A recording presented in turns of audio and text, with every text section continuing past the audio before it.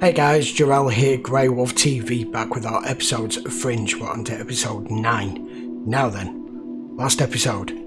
Their Olivia is now about where she's supposed to be, and Oz is about where she is meant to be. They now have a piece of the device that she managed to take before she went back, and is probably, I'm presuming, about to be delivered to Walter. So I want to see where the storyline goes from here, now that everything's back where it's supposed to be. So, let's go find out. This is episode 9.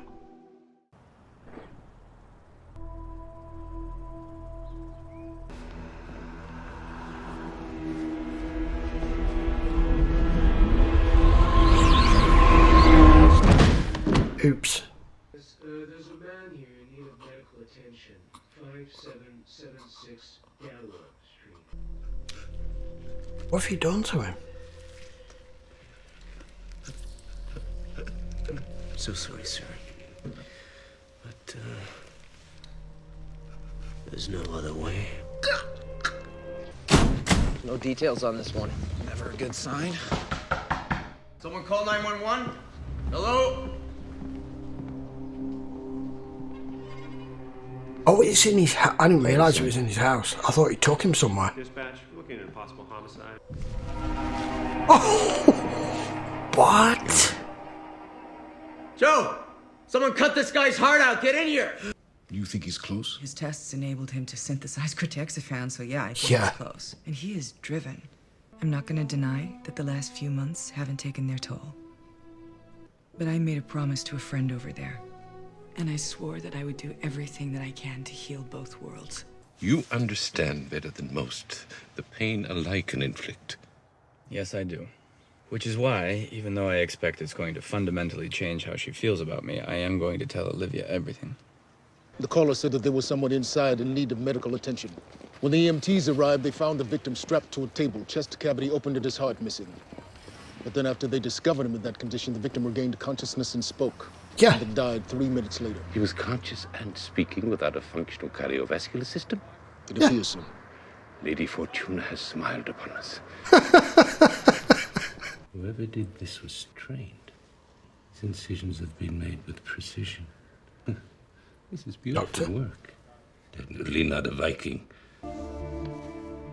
He still has reflex? Yes. What? His heart was removed at least 4 hours ago. By now, rigor mortis should be starting to set in. So we're not even sure if he's dead? Well, from what I can see, he's more dead than not. There's something that I have to talk to you about. Mm-hmm. About her. There was no way for you to know. Everything happened so fast, I couldn't even tell you how they did it. When you asked me to come back to this world with you, you said, That you belonged with me. and I explained away the differences because our relationship was different. They all believed that I was her. So, you know, I can understand how that... Mr. Bishop, Dr. Ross is out of surgery. It's fine. We're good. Let's go. Mr. Russo suffered from congestive heart failure. He was on the list for over a year waiting for a donor. You had a heart transplant? Yes. I'm not vomiting. Precisely. Yeah. By now, it should be emitting the unmistakable odor of putrefaction. This corpse's decomposition has slowed to almost zero. So what's arresting the decay? That's a good question. But Wow. Astrid and I isolated traces of a serum in his blood. You haven't told Olivia, have you? Kinda. Nope, actually I did. How did she react? Surprisingly well. That's Really? not good. Hmm. Do you think possibly they replaced her with a robot?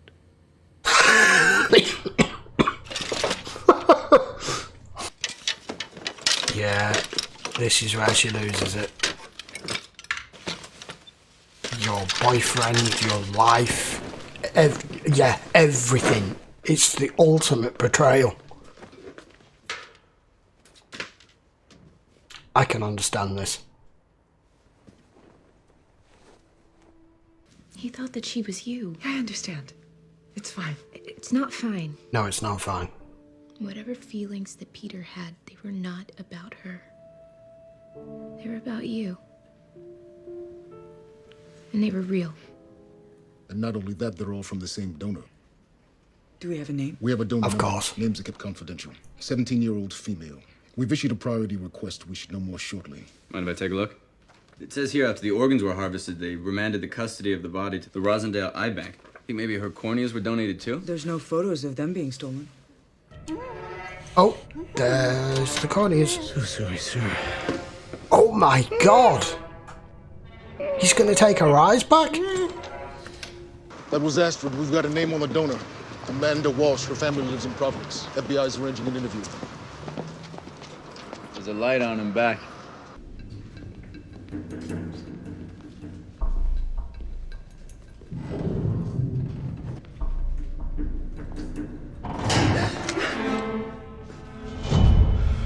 Please, Oh my god. help me. But as I was walking there, I started getting dizzy. Next thing I know, I'm strapped to a slab. He actually apologized. He didn't want to hurt those people. It's about her. He didn't want her organs going to someone else. I'm gonna call Broyles. Let him know we're on the way to talk to the family. It turns out that the research that you and William Bell did on human tissue preservation didn't stop when you went to St. Clair's. What a surprise. The best thing. She didn't like school. She didn't want to do sports. It was ballet. It was the only thing that ever made her happy. Mrs. Walsh, how did your daughter die? She took her own life. My daughter was That makes sense. clinically depressed. Here she is.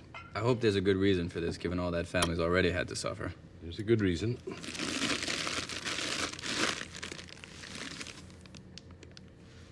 What the Oh my Come God. on, that's a person. No, not at all. I suspect it's some kind of hardwood. Cherry, If that's not her, then where's her body? likely with the rest of her organs. I believe whoever is stealing these Stolen. organs is trying to put this girl back together again. What the hell are you doing?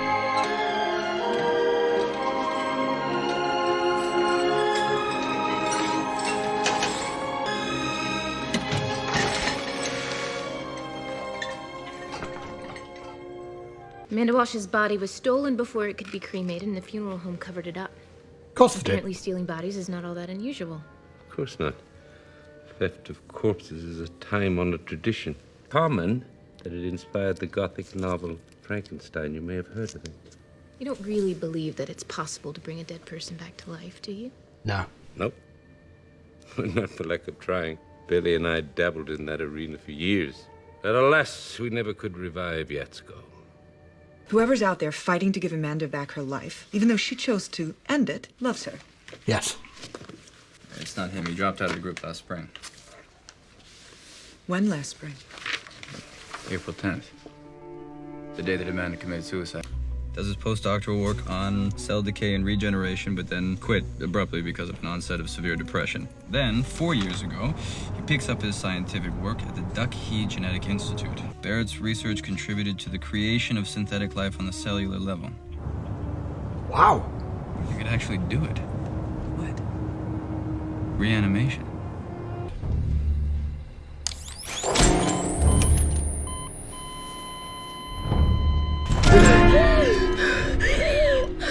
Oh my god. He has. You made a terrible mistake, but it's okay now. You're back. I always told you I'm gonna be there for you the way you were there for me, remember?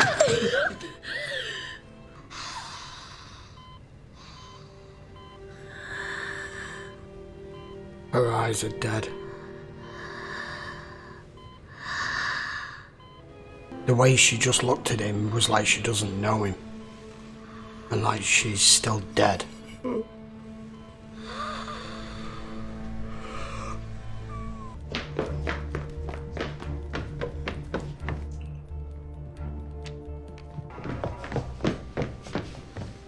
You're not getting away.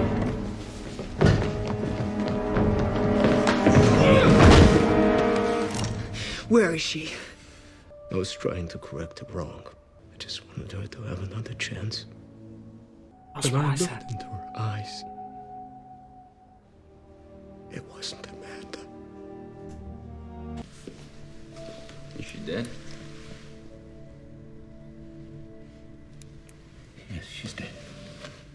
Didn't last. You know what Barrett said? He said that he looked into her eyes and he knew that it wasn't her. When I was over there, I thought about you, and you were just a figment of my imagination. And I held on to you, and it wasn't reasonable and it wasn't logical, but I did it, so why didn't you? Shit.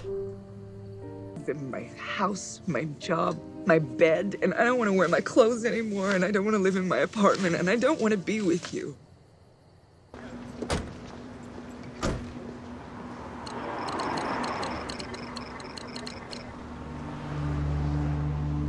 I have arrived. Oh, for God's sake. Yes, I am looking at him as we speak. He is still alive. What? Okay, first of all, observer. There. So that guy's back on the scene. Okay, we can't focus on that because it's given us a tiny little clip. Let's focus on the episode, which was very unusual. Not an episode I thought we were going to have after the massive reveal of the last episode of everything that happened and that the two Olivias had swapped back round. What I did expect was coming was a lot of what Olivia said in that episode. She feels betrayed. She feels out of place. That it'd be like waking up out of a... It's bad enough if you're somebody who's woken up out of a coma and you've missed weeks or months of your life and everybody else has obviously not moved on but continued with life while everything for you has stopped. So she knows nothing of what's happened over here or how or when or the cases they've handled or what's been discussed or what's changed. But on top of that, she's had an imposter take over her life, her job, her home, her relationship, her friends, everything. And she's just summed it all up there at the end saying, I don't want to wear the clothes, I don't want to be in my apartment, and I don't want to be with you. That is that relationship effectively knackered. I wasn't sure it was a good idea for him to tell her. I now know it was a really bad idea for him to tell her. But then again, what other choice did he have? I knew she wasn't fine with it. Whenever a woman says, I'm fine, guys, talking to the guys now, we know that means I'm not fine, yeah? But, joking aside with that, that was a very, very strange episode. So this guy wasn't related to this girl at all. Just somebody who was in therapy with her, who clearly, I think, fell for her. Even though he's like probably almost old enough, well, he's old enough to be a dad, probably not far off being old enough to be a grandfather.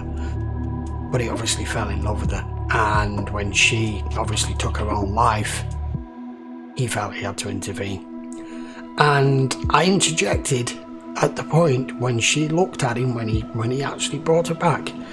Because other series have done this before, other movies have done this before, where they brought someone back somehow.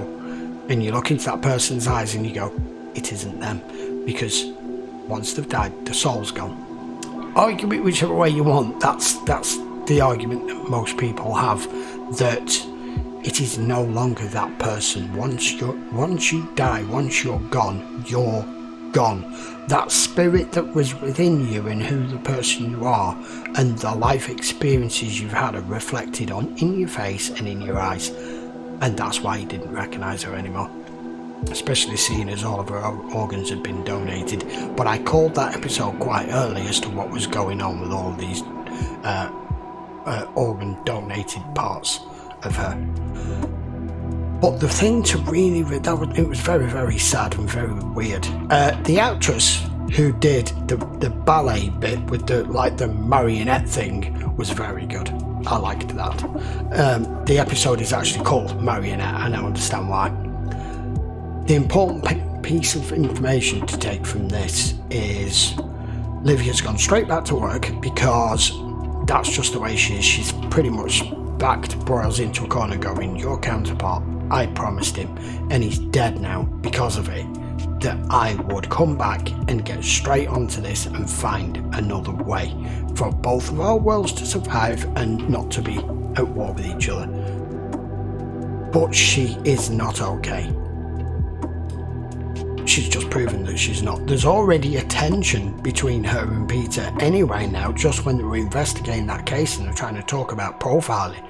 You could see she was completely off with him. And now she's just delivered that bombshell. So, the relationship is either permanently over or it's going to be a long way back for her and for Peter, and for, in effect, Peter to regain her trust. Even though it's not like he's cheated on her, from her point of view, he kind of has. But he's in an impossible situation that no other man has ever been in before, other than maybe somebody who's accidentally slept with their twin sister and didn't know. That's probably the closest you could come. Anyway, that was a fabulous episode. Really enjoyed that. Creepy, surreal, but also gives us some more background and move the storyline on a little with what's going on with Olivia and Peter now.